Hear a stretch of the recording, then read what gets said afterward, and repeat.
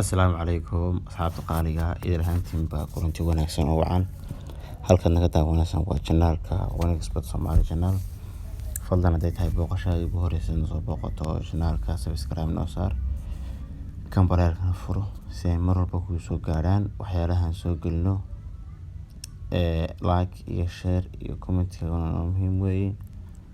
dhiirgelin waa noo tahay anaga asxaabta qaaliga waxay idin leenahay janaalka subscribe noo saara iyo kumaasan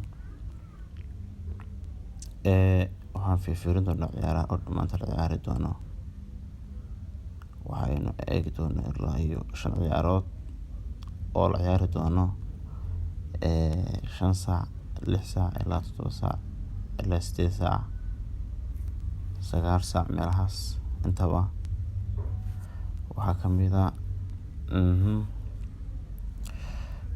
recent Sport Leipzig waa doontaa Bundesliga Jarmalka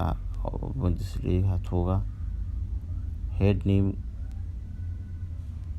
badise barbaro waxaan sharado kuga badiyaa Ingolstadt